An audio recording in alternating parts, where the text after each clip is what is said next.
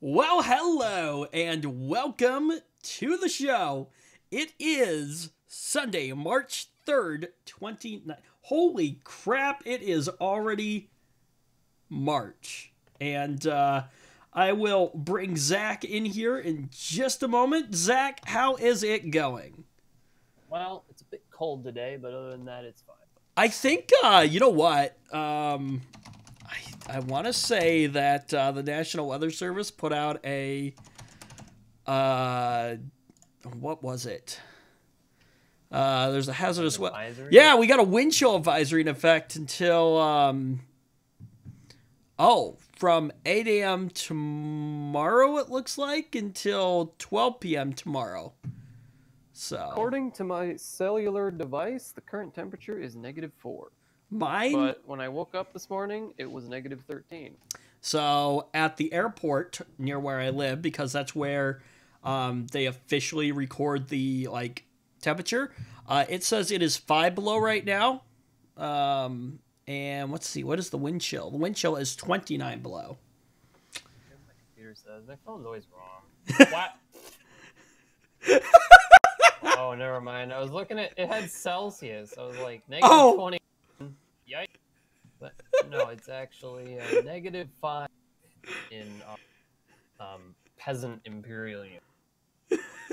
Peasant imperial unit? I like that. That's funny. Oh, I mean, I'm used, of course, we're used to these units, but it is objectively dumb that we still what? That we still use when everyone else uses math. Oh, right. Yeah, because we're the oddballs, apparently. So, I don't know if this is true. I heard something about how Hong Kong used to actually be owned by, the UK or something like that. I don't know if that's actually true. So, everything in Hong Kong is backwards compared to, the rest of China, I guess. I don't know if that's actually true or not, so... But, yeah. Anyways. So, some exciting news. We may have a new, I can kind of sort of talk about this now. We may have a new member of the team joining us next week. That's still kind of in the works, but that may be a thing. So we may have a 3-person show next week. That'll be kind of interesting to get some different insight. Am I supposed to feign excitement? But I've known about this for a month. So I'm not surprised at all. It's just no, you're not. Okay. But this is news to everyone else. Yeah. Yay! Woo! I think what's gonna happen is I think it'll be interesting because I think on some maybe people on here will be. I think on some Sorry, I just rudely. Oh, I think on some topics though, I think we'll me and this other person are going to agree on things and team up on you, but at the same time I feel like that's going to happen with the two of you as well. You guys are going to disagree with me on some? I think so, but I think at the same time you guys will probably disagree with things on against me as well. So I will say this, they are more of a hardware person than they are a software person, so they fall more in line with you, Zach. So, anyways, I don't know if your connection is just garbage again this week, or if it's Discord, or if odd text-to-speech settings or whatever, but yeah. I've actually got quite poor ping at the moment, so... Oh, okay, I see. Well, I have quite poor ping, but I don't have any packet loss, so... Insert, poor telecommunication selection, shall we say, zinger here. I will not do that anymore because every time I do, Zach just gets super annoyed. So if I had the freedom to say exactly what I'm thinking, there may be a few words that start with F and another word that starts with M, which I will say. Wait, which word was that? Mediacom. Mediacom, and then another word that starts with. Yep. Okay, I get it. I think a lot of people get it right now. Yep. Okay. Yeah. Anyway, so let's get into it right here. Okay. You have a Samsung Galaxy, but you have a Samsung Galaxy 5, don't you? It's a bit of a dinosaur. So, you know what? It's fine. Okay, what is in the more recent flagship versions of the the Galaxy S line? What is Samsung's solution or answer, I guess, to like everyone else's voice assistant? What do they call that? Oh yes, they call it Bixby. Yes, Bixby, right? Bixby is not the greatest. Honestly, okay, I love Samsung's phones and I love their stuff, but Samsung really missed the mark on Bixby. Like, this is saying a lot right here. It is worse than Siri. Like, hands down, believe it is worse than Siri. Have you heard anything that I was saying? Oh, sorry. I was clicked into the one window that will like capture my mic and not let it go to you. Anyway,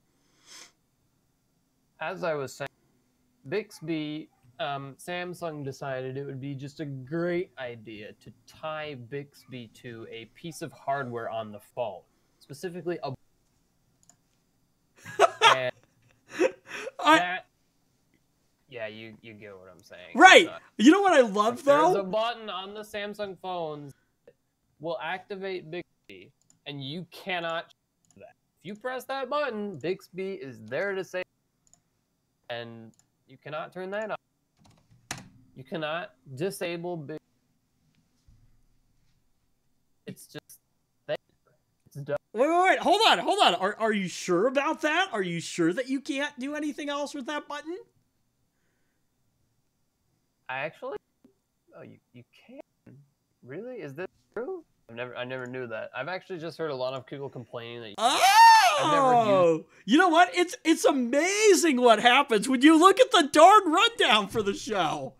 Oh, hang on a minute. You're cheating. They're patching in support to do that. But historically, you've not been able to remap. Historically, no. And how am I cheating? So I'm correct. I'm correct as of like 5 days. Right. But right. Whatever. Blah, blah, blah. Anyway, the fact is that you have to void your warranty. That means root your phone to uninstall Bixby. That says a poor design. Okay. Right. Okay. If you want to get rid of Bixby completely, yes, you are right. That is the only way. Yes, and that is, and seeing as they will not give you the option to do it normally, yes, that is the only option you have. That's so. The fact that you have to, essentially, you have to hack your phone with. Okay, but how is grayware type software? Now hold on. Just to that you've probably dug up from some forums. Okay, now hold on though. How is that any different? Use your phone the way you want. Okay, how is that any different, right? How's it different from than say the iPhone, right? Where you hold the home button and you get Siri. Can you now? Actually, I don't actually know the answer to this. See, it's not. It's not. It's still. You can't turn Siri off. Well, actually, I don't know. You might be. Yeah, I don't know. I don't know. There's something about the fact that there's a specific button for Bixby that you cannot turn off and has no other function. Okay. I was gonna say. It just seems worse than a hold X button and it will come on. But yes, you're right. That's kind of.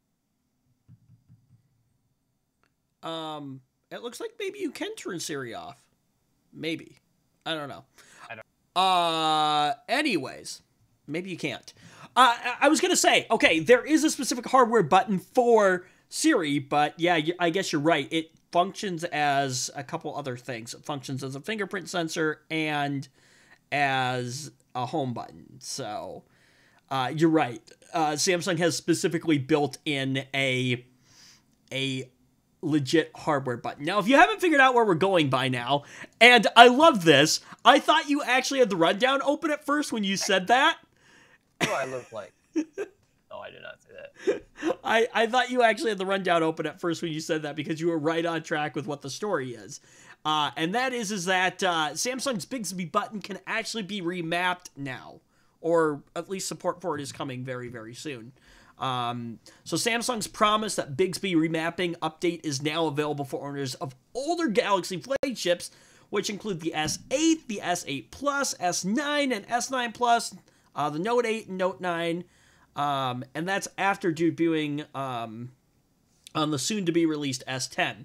Because I think with the release of the S10, the idea was originally that the Bixby button was going to be able to be reprogrammed.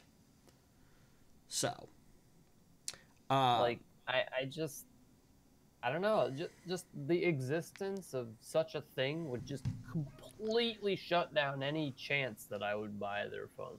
You know what, though? Okay, the fact that there's an extra button on there, like, it doesn't bother me because I don't hit it very often, and it's not like one of those buttons where I bump it or anything like that. Like, I just don't. But if you want to be able to remap that, shall we say, somewhat useless button, you have to have a compatible device, of course, and it's got to be running Samsung Android's Pie, and it's got to be running the One Touch UI, which is the new, like, interface.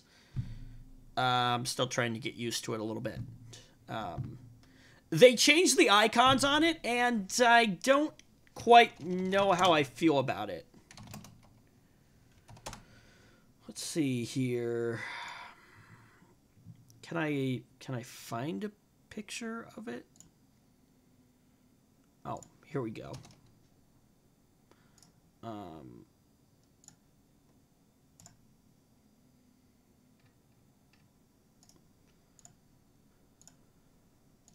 Here we go. Okay. Let's do this here. Hold on. Throw that up there. I'll send that to you so you can see that there. So, see, like, why do they even need to change it? Change the icon. Yeah, okay. So, I don't know. Let's do that. There we go. Okay. So, this is what the new icons look like, and I don't like them very much. It just baffles me that they even feel the need to change the icons at all. I think part of, well, people don't like change. One, I think I got used to the other icons. If that's the case, why are they changing them? Because it's the new shiny.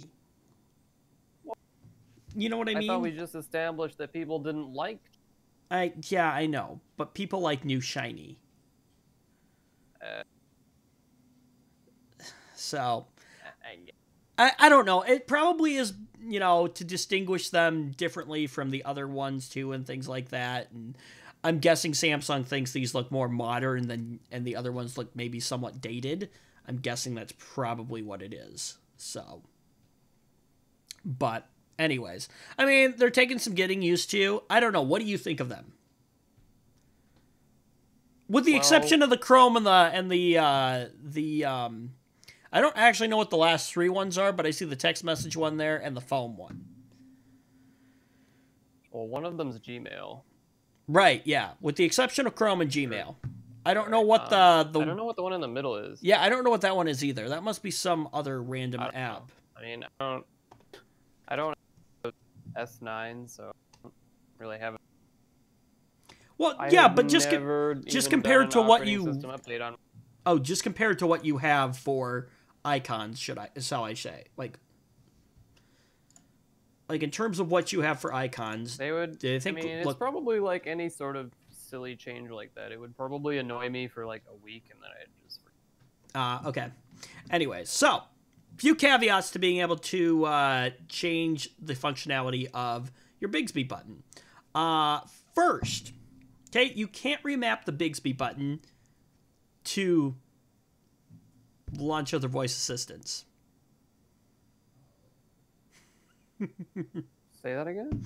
You can't remap it to launch other voice assistants. Okay, fine. I was unaware that you could even install other voices. Yeah, you can install like the Google Assistant or Cortana. Well, right? I mean, What? I guess you can, but like, wouldn't they have reduced function? Maybe. No, because the Google Assistant like acts just like the Google Assistant built Yeah, I into guess like. it does. Yeah, you're right. Yeah, all right, whatever. I'll quit talking. Right? Or Cortana. I thought Cortana was dead. Anyways, yeah. Even if you have those apps installed. Well, I think Cortana's pretty dead, but right. stuff might tell you otherwise. So users also can't disable the button entirely or remove Bixby, unless you want to root your phone and void your warranty. Anyways, the best you can do is set it so that a single press will launch your app of choice, while a double press will open Bixby. So it's still technically a Bixby button. You cannot even completely remove Bixby from that button. Right. Yeah. It's just like what the single tap does. Stupid change. Whatever. Well, hey, at least you can remap that button to do something else, kind of. Like, that's better than it just being this useless button for a useless voice assistant that nobody's going to use. Yes. You know what I mean? Right, but I don't know. You're right. I'm just complaining because it's not perfect. It's like, it's not perfect, but it can easily be fine. It's you know what? Samsung is. If you couldn't tell, Zach is definitely a millennial. What does that have to do with anything? I want this and I want it now. We are that generation. It's so easy for them. Like, all they have to do is change one tiny piece of software. You know what? I bet they choose not to because. Well, is it the same theory that like Microsoft has, where it's like we're just gonna shove it down people's throats until it works? We're just going to shove it down people's throats until like a few people decide they'll. Right. Or because some people might think that they don't have other options. That could be. I don't even know. You know, I don't think Bixby itself is actually a horrible voice assistant. I think it's just sometimes the functionality of it. You literally have to unlock the phone to do anything, which is annoying. So if they change that functionality, I'd probably use it a little bit more. When I had an iPhone, it was nice to be able to tell Siri to set an alarm for a half an hour if I wanted to, and it just did it. I can ask Bixby to do that, but it's going to say, actually, you need to unlock the phone first. Really? To set a freaking alarm? So, anyways. So, at that point, I was just like, nope, I'm over Bixby. It's useless. So, I gave it a try, but didn't like it. All right. Moving on to our next topic. The whole trend of autonomous robots apparently has finally hit FedEx. Oh boy. Startups do it. Amazon does it. FedEx is going to be doing it now. They're experimenting with robots for short-range deliveries. The other day, the company officially announced its new FedEx same-day bot, which it says could help make last-mile deliveries more efficient. Fair enough, I guess. So, the same-day bot is battery-powered, has a top speed of 10 miles per hour, and of course is autonomous, meaning it can steer itself around pedestrians and traffic using a combination of LiDAR, I think is LIDAR, LiDAR, sensors. LiDAR. Yeah, that might be it. LiDAR sensors, like those found in self-driving cars and regular cameras. I have to ask, what do you think of this whole, like, autonomous robots, like delivering things? Like, cool, not cool, or I just don't care? I find it difficult to care because I've never experienced it before. Okay, but let's Like, say this stuff is always exclusive to, hey, if you live in a big metropolitan area, you can experience this. That's cool. You know But what, though? I don't. I'm surprised because, I mean, okay, yeah, you live in a suburb, but Minneapolis is a decently sized, you know, area. I guess I don't know. But anyways. I mean, I don't know. So, the bot is battery powered. It will trickle down eventually. Right. It'd be cool for Yeah. everybody. So, the bot is battery powered. And as with other battery powered devices, this one will probably blow up at some point. Because that just seems to be the way things go. Anyways. Hello, Samsung Galaxy Note 7. Anyways. It has a top speed of 10 miles per hour. Ooh, wow. Whoop-de frickin' ding-dong-do.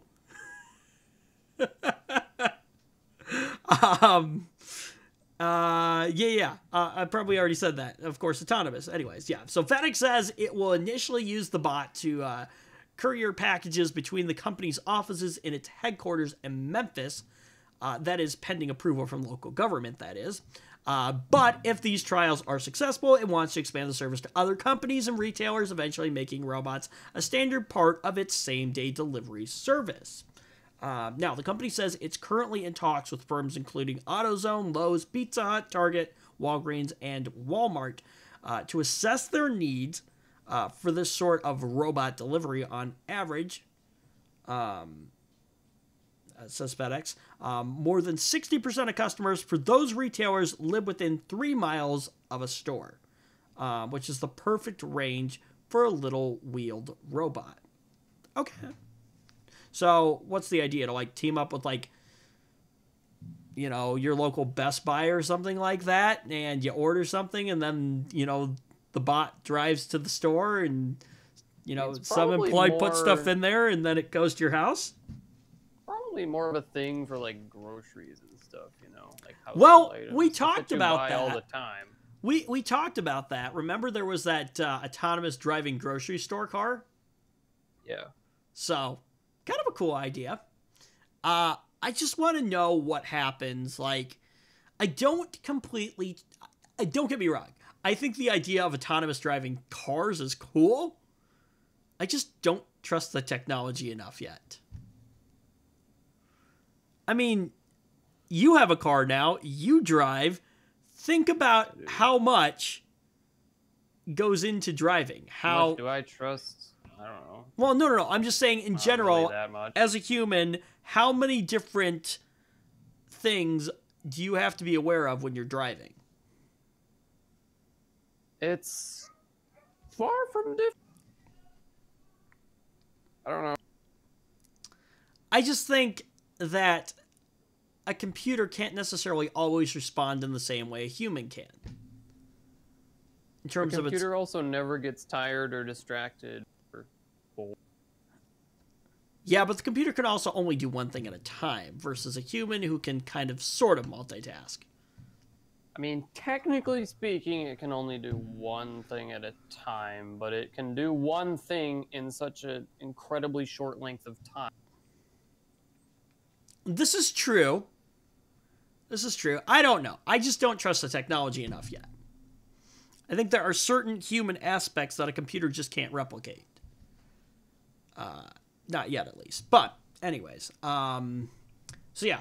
Of course, FedEx, by far, the only company that's experimenting with this, or is not the only company that's experimenting with these short-range delivery bots. We talked about the one on the campus the other day in California, remember? I think that was like a Pepsi one. Yep.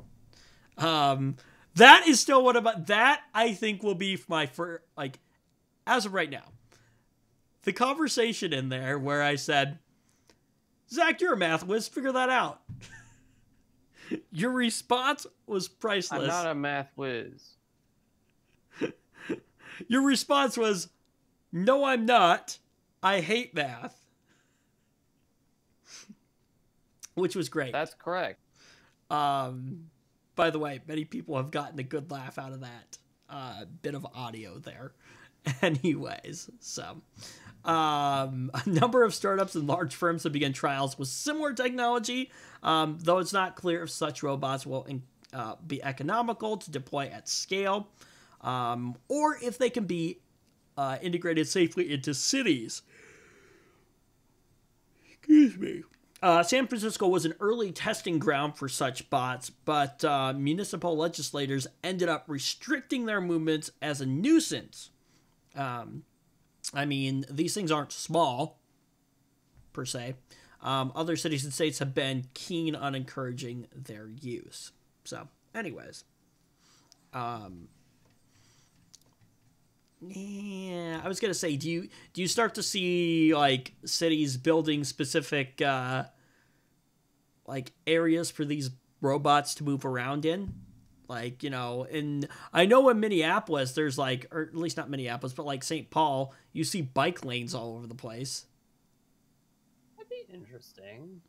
Like, having a robot lane? The robot lane. Don't drive in the robot lane. I'll walk there either, they'll run you. I don't know. Is that something that you see in the future? When they're in the robot lane, they just drive. Yeah, that sounds pretty cool. They should do that. That should be a. I want to. Yeah, well, but that's what I'm wondering. Do you think as maybe the technology catches up with the idea, like, do you think that's maybe something that we will see eventually? It's an interesting concept. You know what? That seems pretty plausible. It's an interesting concept. But that would definitely solve the nuisance problem, giving these robots a specific area for them to travel in that's safe for them and that vehicles and pedestrians just avoid. And they let the robot do its thing. Like, it's a thing with bike lanes already. Why can't we do it with a robot? So, I don't know. Be interesting. So, It's reasonable to me, honestly. I think you're right though, as to something you said when we talked about the Pepsi robot on campus, and that is security with these things.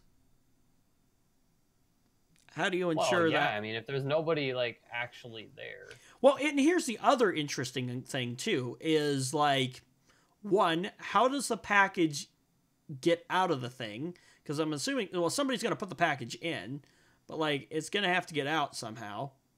Or does it have a robotic arm in it? And the other thing is that I don't know if you've gotten FedEx packages very often, but sometimes you got to sign for things. Yep. So, is it the same thing where it goes to your house and says, oh, hey, you're not there, and moves on? But see, I feel like that would be incredibly inefficient depending on how many, like, such deliveries the thing can actually hold inside of it. I'm guessing it's one delivery at a time. I could be wrong on that, but I don't know about that, actually. Well, think about how... I think that wouldn't be efficient enough to be, like, actually useful. Right, that's what I'm saying, is if it's going out someplace, you know, it can only do one delivery at a time, and you need a signature or something like that. Or maybe they just don't do it for deliveries that need that. But you still have that dilemma of figuring out how you're going to get the package out of the thing. Unless they've thought... I'm sure they probably have thought about that, but anyways. Yeah. I don't know. A solution that exists. Right, I'm sure. But anyways, I mean, it's kind of an interesting... I don't know. The idea is interesting, and it intrigues me. I think it's cool. I just think that the technology just hasn't quite caught up with it all the way. You know what I mean? Yeah, I mean, it does feel a little bit... I don't know, like, there are a lot of limitations. Right. But I think it also, like, having something that's autonomous, I think frees up a lot of resources once you figure out how to make it efficient and economical. You know what I mean? So, anyways. All right, time for our favorite part of the show.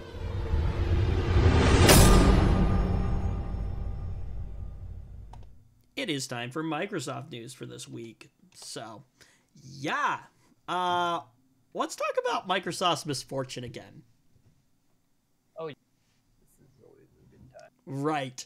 So Microsoft, to offer band refunds, announces end of app and services. Microsoft announced the other day. What on earth is banned? Thank you. This is another one of those products that Microsoft created that like literally nobody has heard about.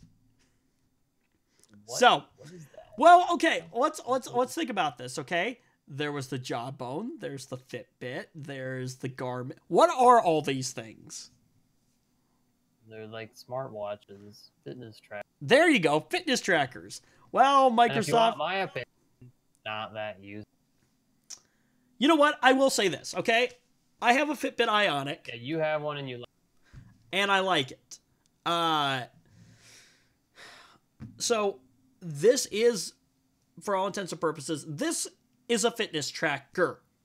Not a smartwatch. It is a fitness tracker. Although the Samsung Watch looks cool and intriguing to me. The Galaxy Watch? Yeah, the Galaxy Watch. It looks actually pretty cool. Played with a few of them, and I don't know. Guess I don't know about it. But see, here's the problem with the smartwatches. I never end up using any of the features of it. Right. Very rarely. So I can't really justify spending the money on one. Right, and that's why I don't have one. Right. So I like having a watch, and I should probably be better about tracking my fitness and things like that. And that was the theory behind getting an Apple Watch originally, because I had a Fitbit and I had a watch. And I was getting really annoying. It was getting really annoying having either both of them on the same arm or one on one arm and one on the other arm. So I was like, screw it, let's just combine it into one thing. I had an Apple or an iPhone at the time, and I was like, let's just get an Apple let's just get an Apple Watch. And I think they were on sale too when I bought mine. So, anyways, had that for a while, and then of course I switched back to Android, and guess what doesn't work with Android? An Apple Watch. Exactly. So Wonder why. I decided to get a Fitbit because having the fitness tracking was more important to me than having the functionality of a smart watch. So that's why I made my decision based off of that. But anyways, and yes, I am one of those people who likes to wear a watch. Although I think with the creation of smartwatches, I think maybe that trend of wearing a watch is starting to come back a little bit. So anyways, but yeah, so as with most things, Microsoft decided to hop on the bandwagon. Of course, way too late probably. And now they've got a product that just kind of tanked. Because that seems to be how Microsoft works. You know what I mean? Late to the party again. Right, exactly. Apple makes a smartphone. Cool. And then We want one of those. right, and then They said Android years comes later. out. Android comes out, right? And then Microsoft's like, it's working for Apple, it's working for all these other companies. Let's try to make our own phone. So, yeah. Anyway, so Microsoft announced, like I said the other day, that it plans to kill off its Microsoft Band and Microsoft Health dashboard apps and services on May 31st, so the end of the month. The software giant already discontinued its wrist-worn band fitness tracker more than 2 years ago. But the company has kept the Band app running to support existing users. But that will now change on May 31st, with the back-end services ending and the app being removed from Microsoft Store, Google Play, and the Apple App Store. Now, existing Band users will be able to export their data before the end of May, and services powered by the cloud will cease to function in June. Then Band users should still be able to record daily steps, heart rate, and workouts alongside activity data, sleep tracking, and alarm functionality. Okay, but what do you do with... Okay. Now, if you reset your device, then it will be impossible to set up the device again, according to Microsoft. So essentially, you'll just have this fancy band with a screen on it that you can't do anything with. Yeah. So, some Microsoft Band users will be eligible for refunds from the software giant, however. Microsoft is letting active users who have synced data from a band to the health dashboard between December 1st, 2018 and March 1st, 2019, and they will be able to apply for a refund on their hardware. Okay, so at least Microsoft is kind of doing something right here, I think. Surprisingly, Microsoft is offering, $79.99 for Band 1 owners and $175 for Band 2 devices. I don't know how much these things cost originally, so I can't say whether that's actually good or not. How much did they cost in the first place? If your Microsoft Band is also covered under warranty, the same refund values will be available. Let's see here. That's a great question, though. How much did the mic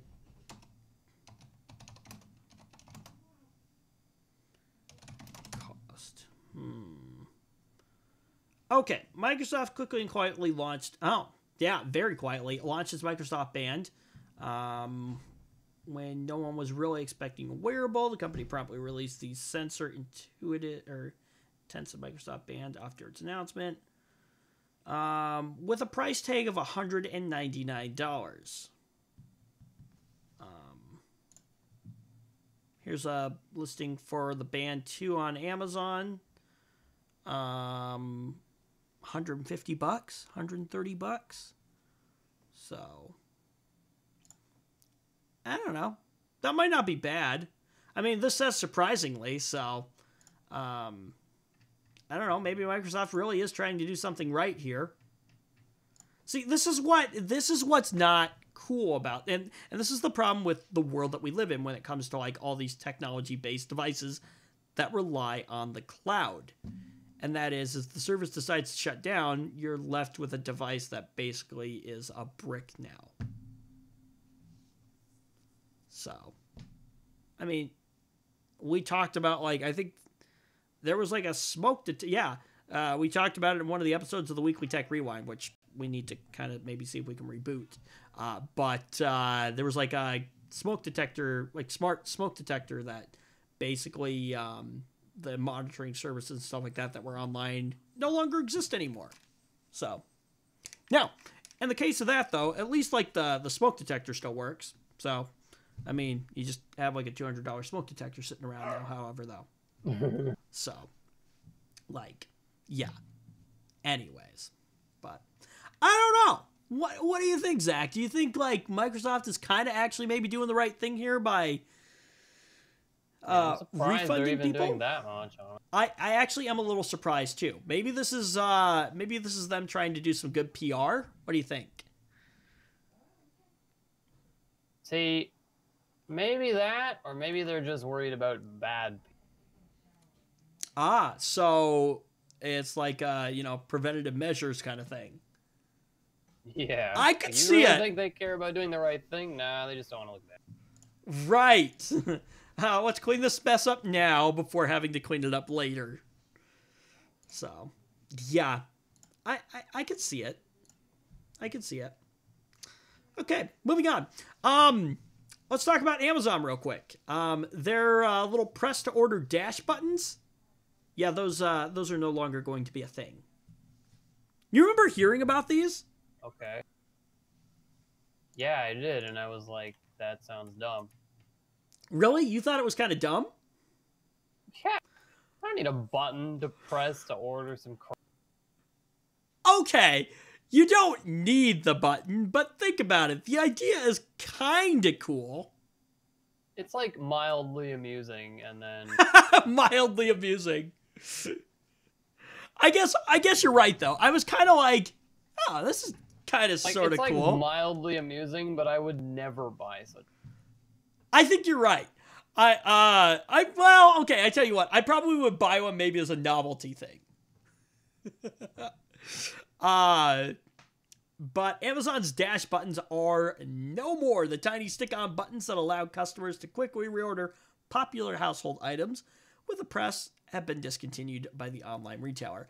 I mean, I think the idea is kind of cool. Like, okay, let's think about the scenario of the busy mom who does laundry and does groceries and things like that, you know?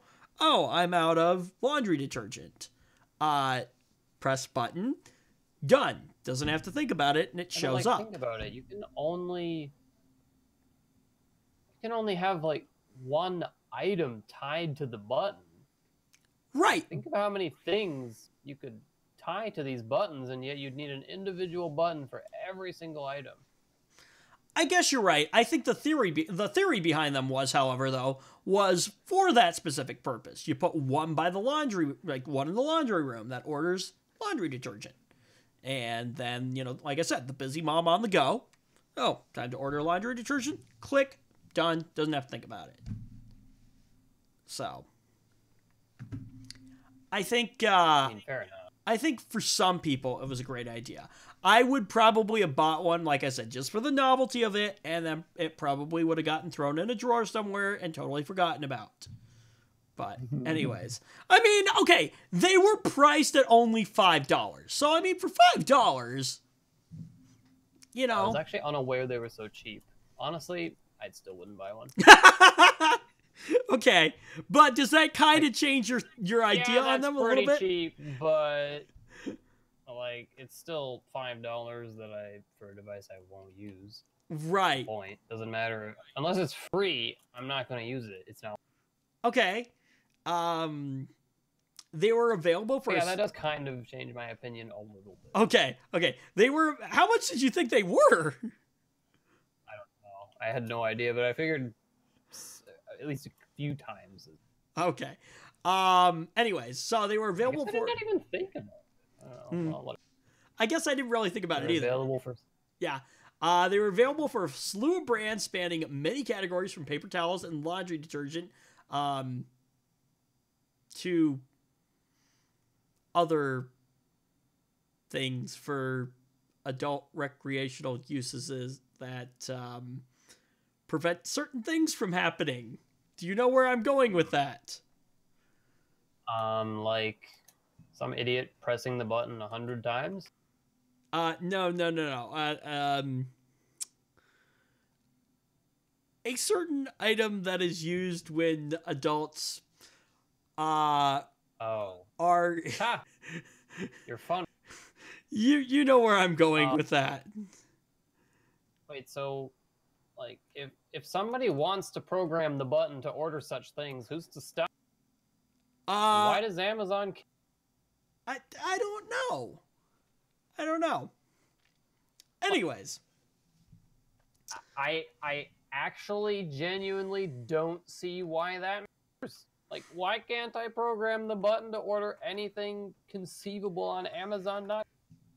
I'm sure if you hacked it, you probably. Oh, excuse me. I'm sure if you hacked it, you probably could. You have to hack this thing to order anything you want? Seriously? You probably would have to. Wait, so you're telling me that you have to buy a specific button to order a specific item, and that's all it can do? You cannot change your mind and be like, actually, I want to order a different brand of item from. Yeah, yes, it only orders specific brands of the specific item. What a useless item. So they could be mounted wherever made the most sense, whether that was in the kitchen, the bathroom, or any other spot where users might need a reminder to order something. Okay. I guess that was kind of the theory behind them too. Existing dash buttons will continue to function so long as the public keeps using them. Now, the company seems to believe that the smart home and its Alexa voice assistants have obliterated the need for dash buttons. You know what? That's actually probably true. When you think about it, like you were saying, it only orders one thing from one specific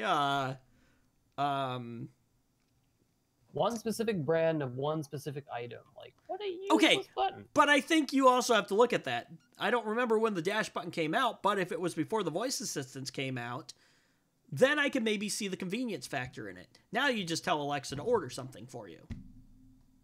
And at that, a whole slew of things. The thing with these is that they want it to be as easy as possible for you to spend money. Right. And yeah, like that's the goal for them, and this definitely accomplishes that. You know what? Because the easier it is to spend money, the less you'll think about doing. I was just thinking though, you have the button in a specific place where your kid, your toddler can get to it. Click, click, click, click, Yes, click. and then the kid clicks the button 100 times, and you show up the next day with, FedEx shows up the next day on the robot with like 100 bottles of Tide or something. Orders of bleach or something.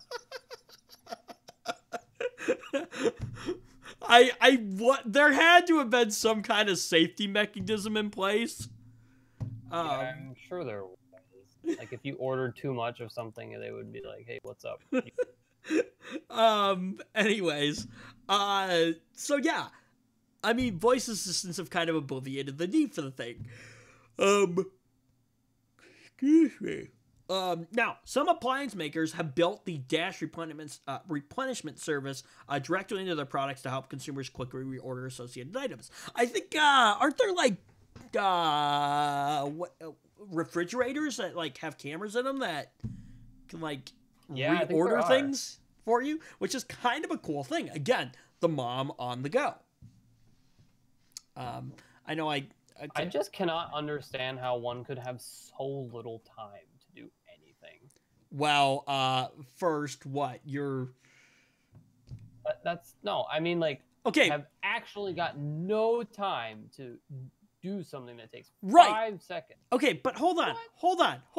Okay, you're 20 years old. You're single. You don't have kids.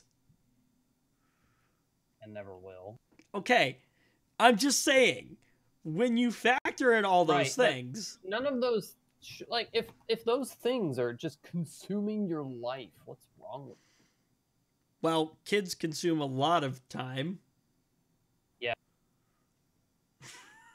Why do you think I said what well, okay, you were just that specific type of person who doesn't care for kids. And that's okay. Yeah. Me, on the other hand, I want kids. So what? What a madman. Okay, well, I'm Joe would tell you the same thing. He wants kids too. So, mad. There's a couple people. Actually, I don't know if Joe's watching the stream. Maybe he is. So, if he is, say hi, or whoever's watching, say hi. Anyways, so last month, a German court ruled that the Dash buttons violated the country's consumer protection laws, claiming that the press-to-buy mechanism fails to provide enough information about a product's price. Okay, that is actually, I can see that. That is a legitimate thing there. Because prices fluctuate based off of supply and demand and other things like that. So, I mean, I guess. But yeah, they do. Anyways, and so without it telling you the price, although I could see the exact same thing happening because I don't think when you order stuff using your, Amazon Go or Amazon Echo or whatever it is, I don't think it tells you the prices either. I think it just adds it to your list, and then buys it if you want. Anyways, so Amazon offered no indication that its decision to end all Dash sales is related to the Germany ruling. Amazon did tell CNET that it has sold millions of Dash buttons. Okay, so apparently it was popular. And the company even made virtual versions of the connected button in 2017. Wait, what? Virtual versions? What? Okay. Huh. Okay. Amazon does have safeguards in place for here we go. Okay. Accidental Dash purchases. Orders placed with the button can be canceled before they ship out, and repeat presses won't trigger another order until the previous one is successfully delivered. Okay, there you go. That eliminates your toddler getting into it and hitting the button like 50 times. You know, the idiot kid can order one product and that's it. Okay. Right, and it can still be canceled if you catch it in time. Yep. So, I mean, theoretically, if you have one of these sitting around the house, like, you intend to use it for that purpose anyways. And let's say, yeah, the kid orders a thing of bleach. Yeah, you just throw it in the corner somewhere and it's good to go. You know? It's not like... I guess. Like, well, it's not like having... Bleach is not something that is... perishable. You know what I mean? Yeah. So, you know... Still suboptimal to have stuff that you didn't want showing up. That is true. You know, out of your... You know, I wish our warehouse would see things that way. They continue to send us random crap that we just don't have room for or need. It's very annoying. So, anyways. But yeah. Okay. We are finally, last topic of the night. And this one, we get to have some fun and get to make some... Now, did you read through this, or did you just see it? I read through it a bit. Okay, do you want to... Go ahead. Take it away. You were just about to ask me, and I was about to say, not really. That's too bad. No, I have to go open it. Hold on. Right, so it's... Apparently, if you want to... Your phone number... Or, sorry, to port your phone number to another carrier, you need to have PIN. And Comcast decided, in their infinite wisdom, to set every single one of their customers' pins to 0000. I love it! And this number could not be changed by customers. Wait, what? So, essentially, somebody who, I guess, like, I don't know, I failed to see how anything could be gained from doing this, but I don't know, it might be funny if you just wanted to mess with, like, really just screw with them. You could just port their phone number to another if you wanted to. Okay, you're right. I don't see any other reason for that other than to, yeah, just kind of screw with somebody. Might be an interesting practice. What? Oh, wait a second. Unless you, like, want that person's phone number. But why would you want that guy? Right. Okay, think about it. You can impersonate them. Like, two-factor authentication. Their phone number to another carrier and then pretend to be... Right. Two-factor authentication. Think about it. If you can spoof somebody's number, or, well, you're not even spoofing it. If you can port that to something else that you have access to. Then you are that phone number. Right. You're not spoofing it. You are. Right. Think about it, though. Then, like, financial records, accounts, things like that. Because, see, this is the problem with two-factor authentication. And it's why you really should be using something like, what is Google's solution? The one where it, like, generates new code every, like, what, 30 seconds? Authenticator. Yeah, Google Authenticator. So, because that's in the form of an app and it's constantly changing. Versus a code that's sent, via text message to, a device and is good for what? 15 minutes to maybe an hour at some points. So, yeah. A bad security decision by Comcast on the company's mobile phone service. I didn't even know Comcast had a mobile phone service. Honestly, neither did I. Made it easy for attackers to port victims' cell phone numbers to different carriers. Oh my gosh. Oh, okay. This is why, because they only launched it last couple of years, 2017. Xfinity Mobile, which is a cellular service that uses Verizon wireless networks, and Comcast Wi-Fi hotspots. Excuse me. Wow, they have 1.2 million subscribers.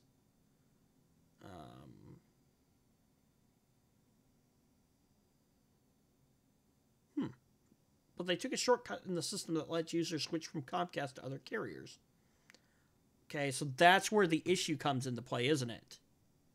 Yes, it is. Yeah. So if you want to port your line from Comcast to another wireless carrier, then that's where the PIN number comes in. Okay, so carriers generally use a PIN number, and that helps to basically verify who owns the account. Verizon does that. If I go down to the Verizon store and I want to make changes, when I bought my Samsung Galaxy S9 and went to go get it activated, they needed our PIN number to verify that I had the rights to, do what I was doing on the account. So anyways, Yep. But generally what they do is they will ask you what you want that code to be initially when you sign up for the service. They don't just set it for you.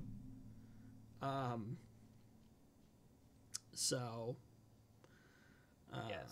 Set pins. That's probably ideal. Set pins to 0000. Like, is there any more original? Like, that is the most original pin code, I think. Well, okay, I guess you could do 1 2 3 4, but like seriously, 0000, and for all of its customers.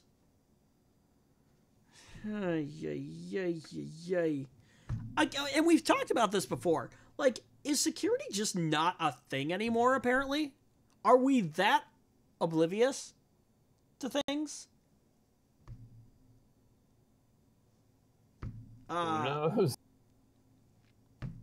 Like, okay, you set up a MySQL database, right? Root and, like, password are like, change the freaking defaults! You know what? You know what device I wish would make you change the default passwords when you set them up? What device? Routers. I wish routers... I actually was about to say... Right. I wish routers, when you set them up initially, and you went through the little wizard, made you put a password on the admin section. Not just, oh, here's the password on the bottom. No, I wish they actually made you set a password for the admin section. You know how many times I have been someplace, like somebody else's home, right? What do I do? So many times. Like, oh, I want the Wi-Fi password. Oh, I don't know what the Wi-Fi password is. Ah, hey, here's a cable. Click. 192.168.0.0 or 0.1 or whatever, or 1.1. Click. Admin. Password. Click. Scroll. Wi-Fi settings. Click. Security. Click. Ah, hey, there's the password. Or if you get really lucky, it's just written on the thing itself. Like, seriously. Good security. I know. People don't think about that. So, I go as far as to not allow guests to connect to my main Wi-Fi network. If you want internet access, you can be on the guest network, which is completely separate from my main network. I don't know what kind of crap you have on your system, and I don't want it on my network. So, anyways, I don't know. You're probably not that Nazi, are you? Honestly, I don't even touch the network here. It's just a black box. Can you me. It was not set up by me, and it is just a mess. Can you even? If I could, I can. If I could, yeah. Oh, I was gonna say, because I know Media Crap. I know Media Crap has a. Yes, it's yes, they do. It's just a messy. It's just a black box. I was gonna say, Media Crap has a mess. If I had the option, I would nuke it from orbit and start over, but I don't. So whatever. Right. I mean, Media Crap has a bad habit of locking people out of being able to configure their devices. Yes. Their devices.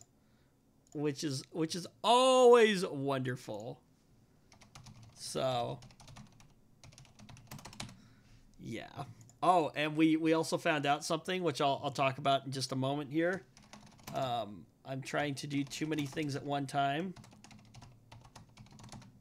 Oops, that's not it.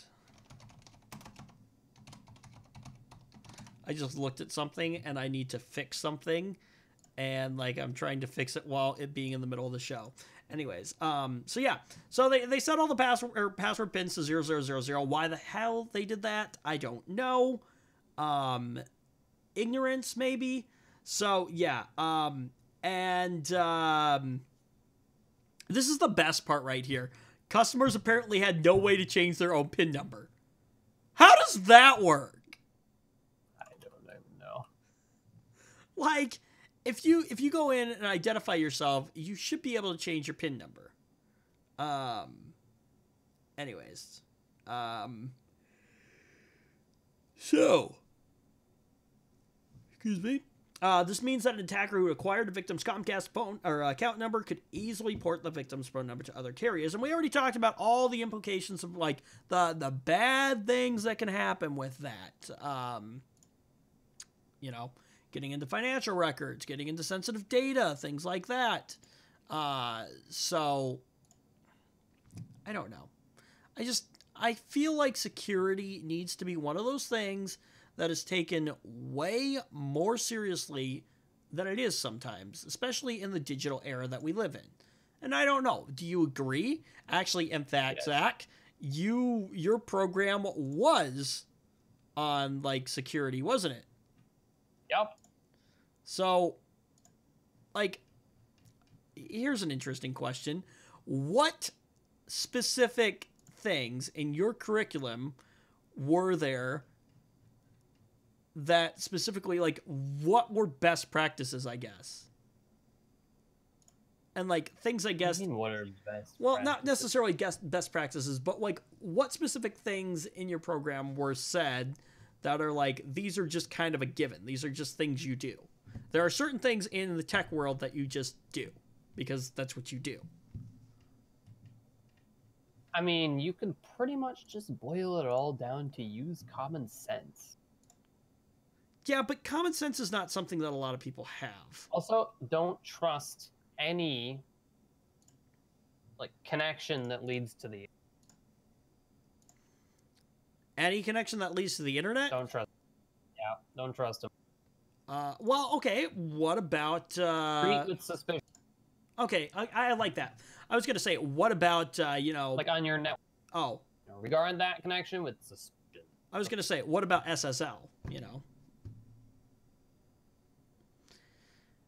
The theory behind it is things are, you know, encrypted, of course, and stuff like that, but... Well, yes, it can protect sensitive credentials. Yeah, and... I don't know. I actually don't know much about this. It's just a encryption technology. Right. But yeah, for the most part, use common sense and things like that, so... this is yet another example as to why, like... Comcast just kind of sucks, and all those other, you know, telecommunication companies suck and things like that. So, but yeah. All right. I feel like it's time for quick bits. No, I'm just kidding. I'm not going to steal that. Let's see. Oh, okay. Rapid fire. I think that's what we call it. Have you heard of the app Google Duo? Zach? Yes, I've heard the name, that's it. Right. So basically it is Google's version of like FaceTime. You can now make phone calls on your computer, like on your desktop applications now. So that's kind of cool. Neat. Right. Yeah. Me and Joe often use that because it works on his iPhone. It works on my Galaxy, my Android phone. So, that's how we communicate back and forth. This is kind of interesting. Samsung Galaxy S10 fingerprint sensor can survive many scratches, but if you crack your screen, you're effed.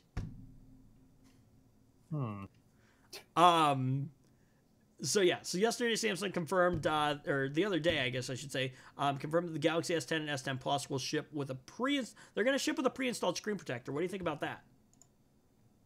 I've actually seen a few phones that do that. Yeah, like the OnePlus, aren't they kind of doing that? I don't remember. I worked on an LG phone today. Anyways, if you're not a screen protector kind of person, you can easily, or you can rest easy knowing that your ultrasonic fingerprint sensor on both phones can withstand plenty of scratching and still function properly. But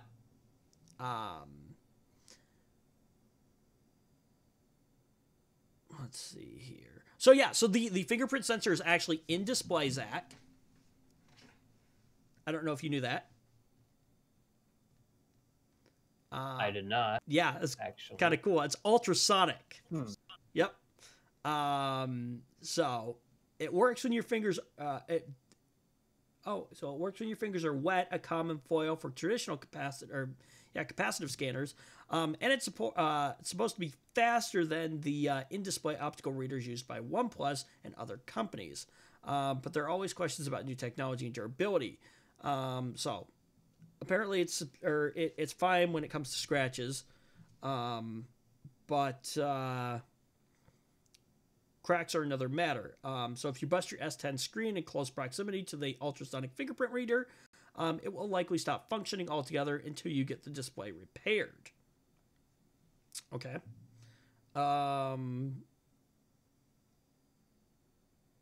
Let's see. So Samsung's own sheet of plastic screen protector isn't going to do much to save your display from breaking if you drop it. And if you're not a fan of the pre-installed protector when you unbox the phone, you might as well just pull it off and put the thing in a case. Ooh, this is going to be interesting. There are companies saying that they're, excuse me, tempered glass protectors won't inhibit the S10's fingerprint scanning functionality. That's going to get interesting. That actually probably is. That's going to get very interesting. I wonder if we're going to start seeing manufacturers making specialized screen protectors for the S10 because they're like losing the fingerprint sensor or functionality on the phone is not going to be something that's going to go over well with people, I feel.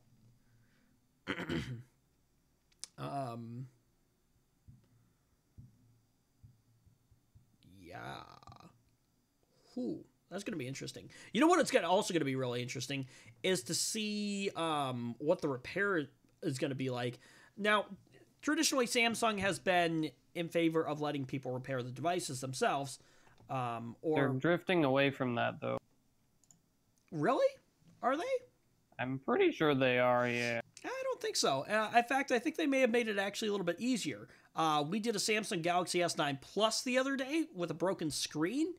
And basically, rather than having to take the display off of the frame and replace it, the new screen that we came with, and I guess the way they're building them now, the screen and the frame are together. So it makes the piece a little bit more expensive, but it actually makes the repairability a little bit easier because you don't have to try to figure out how to get the screen off, which is a bit of a process.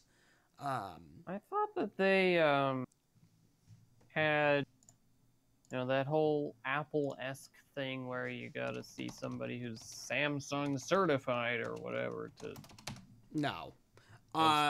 So I've talked about this before. Somebody in our organization, I'm not going to say who, has actually set a couple phones on fire before by accident. I think when doing battery swaps and things like that. Anyways, the iPhone, they had to buy the guy a whole new iPhone. This particular individual also set one of the Samsung phones on fire one time and basically just had to replace a bunch of components on it. But didn't have to buy the person a new phone. So I think the repair and the repairability of like Samsung devices is really, really easy. Like the S9 Plus was for the most part pretty similar to any other Samsung that I've ever taken, like flagship Samsung that I've ever taken apart. That has a glass back on it. You take the glass back off. Hopefully you don't crack it. Then you take out a bunch of screws. And I think on the S9 Plus there were 2 sizes of screws, but that was it. And it was like a multitude of like, you had like 18 screws or whatever holding plates in, and then you had like maybe like 8 more screws holding other stuff in. It's not like Apple where it's like take out a 1.1 millimeter screw, then take out a 1.2 millimeter screw, then take out a 1.4 millimeter screw. So I don't think Samsung is quite going that way. So, but I was gonna look and see if I could find pricing for the screens on these things yet. Let's see here. Oh, okay. Well, these are the back covers. Yeah, those are actually pretty cheap. Although the back cover is pretty much a piece of glass. But I bet you the S10 is probably going to be built very similar to how the S9 is, where I bet you the screen and the frame will be one piece together. So, well, I mean, let's take a look at something like the S9 Plus here. I won't give a specific total on the piece. But let's just say, okay, for the LCD screen display with digitizer and the touch panel, all that fun stuff, it's a little over $200 just for the piece. So, but still, you know, repairable. But basically, when you have that, you just move all the components over. Vibrating motors, cameras, the motherboard, all that stuff. But repair's a lot easier. So no, I don't think Samsung is going that way though, Zach. I think they're more okay with people repairing their own devices. So, but Well, okay, right. although I bet you the screens probably won't. Well, one, the screens won't be cheap because they're going to be new and low demand or in low supply probably. But I bet you having I don't know exactly how that fingerprint scanner's integrated into the screen. If it's actually in the screen itself, or if it's under the screen somehow, or where exactly how that's tied in. So, excuse me. So that'll be interesting to see as well. So, but yeah, who knows? But I think the repairability though will be somewhat there. So, yeah. Anyways, all right. Well, I don't really have anything else for this week. So, I think we are going to call it a show. So, yeah. So, thanks for joining us. We will be back the same time, same place, I believe, next week. And we will see you then. Bye.